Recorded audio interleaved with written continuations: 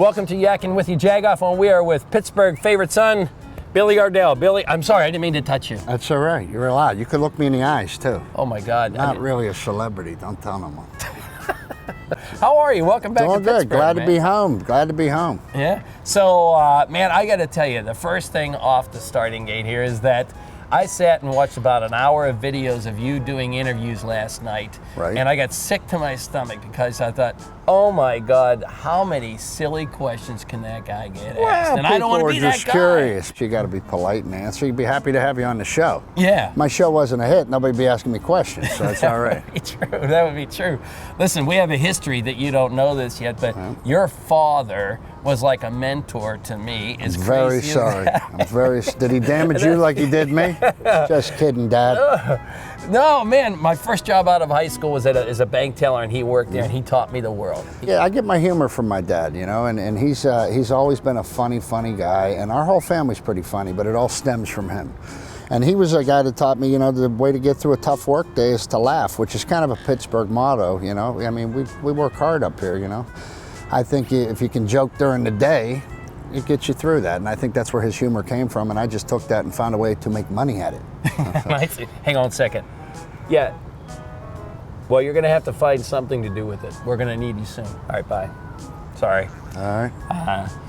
Anyway, so talk about getting to Pittsburgh, to stand-up comedy, to Mike and Molly. I know you've been asked that. That's okay. You've been asked that more times than, hey, you look great, how much weight have you lost? Yeah, well, they love that. How much weight have you lost? That's another thing. They're keeping me alive because the show's a hit. If that was 98, they'd be feeding me pizza and cigarettes, so. It's been a good long road, man. I started comedy in '87 in Orlando, Florida, and then made my way up to Atlanta, and then New York City, then Chicago, then back to Florida, then out to Los Angeles. And I was out in LA for about 10 years, just still doing the road, and I was about to quit. And I talked to Randy Bauman at DVE, and they were going to bring me back home and put me on the radio here, which would have been great, because I was on the road 40 weeks a year, hadn't booked anything in a while, and I was missing my family, and that's just no way to have a family being on the road all the time. It's really tough. So they were going to give me a job back here. So I said, I'm going to ride out one more pilot season. And that's where you audition for pilots in LA. I only got 6 auditions, and the last one was Mike and Molly. So lightning hit right before I was going to leave Los Angeles. I wish I could say I had some grand plan, but my shit was packed. So, I don't know, what's the biggest things you miss about Pittsburgh? And I know you might say the people, but like... It is the people. It's the people and the attitude. I live in LA now, and I live in a very nice house. I've been very blessed with my career and all that, but I come home because twofold. I love being around the people here. I love what the city stands for. And it plugs me back into who I am, so I don't drift, you know what I mean? You can see, I'm glad fame came for me at 40, because if it had come at my 20s, one, I'd be dead, and 2, I'd probably be just a jerk. So after coming at 40, you're a little more grateful when that happens. So I come home just to plug back in, and I bring my kid back here because I want him to have the values that I got from this city. So I bring him back here twice a year just to make sure his batteries are right and he doesn't turn into one of them little LA entitled kids, you know? I love that story you talk about when you go to your dad's house and you're taking out the garbage. That's his favorite game to play with me. Look at the big star take my garbage out. That's his favorite game. He calls his neighbor, look, big star, carrying 3 bags. And then he yells out there, make sure you put the right ones in the right bins. I'm like, all right, I got it.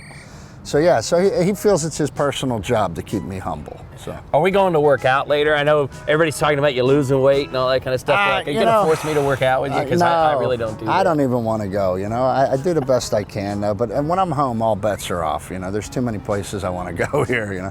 A lot of French fries and gravy this week, you know. Worry about it later. French fries, gravy, and Metamucil at this age. Hang on one second, I got another call. You're very busy. Yeah, I'm sorry. Yeah. No, I would never in my life do a police show. Definitely not a police comedy. Sorry. Sorry, I didn't. Yeah, there's no money in that. Yeah. Sorry, I hate when I'm kind of an important guy here in Pittsburgh, yeah. Really? Yeah. All right. Yeah, not really. That was actually a fake phone call. So, but hold on a minute. Yeah, we need that flyover. Yeah. Yes, make it happen. I don't care what you do. Yeah. All right, sorry. So anyways, a couple more things. Let's talk about what do you like to do when you come home to Pittsburgh? Is it eating? Is it just trying to, I'm sure your schedule's packed when you come home. You know, man, I like to see a lot of my old friends. I see my childhood buddies and see my good friend John Knight over there, who won't bother to even come on this show.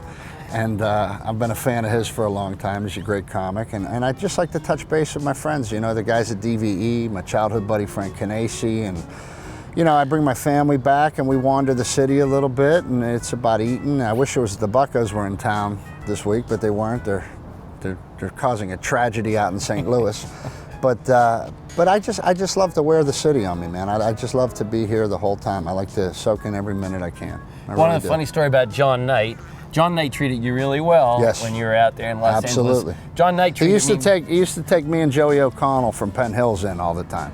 We'd have nothing to eat, and he was the only one working, so him and Chrissy would cook us meals, and then we'd smoke cigars until we were green, and then he'd send us home. So. Well, John Knight treated me poorly, actually, when I was in high school. Well, that means he likes you. Well, if he doesn't treat, make no mistake, if he doesn't treat you poorly, he really doesn't like you. In high school, we were in his math class. He used to throw spitballs and threaten to kill us. Well, he threatened to kill us a couple times, too. Well, Billy, you know, in Pittsburgh, there's a thing about Pittsburghers when we're celebrating, we're doing like fireworks and all that, but it's all daylight out here today. But hold on a second. Are we ready? Okay. We're having a little. I planned a flyover for you, Billy. You know, flyover? National anthem. Really? Yeah. And you got that kind of pull here? Yeah, I got to tell you. I mean, So, like, if we could just kind of, matter of fact, see, I even hear helicopters now, but... Is that for us? Yeah, it's your next ride, but come on. Listen, I want you to do me a favor. Don't ever call me again. All right? Okay. You Jagoff.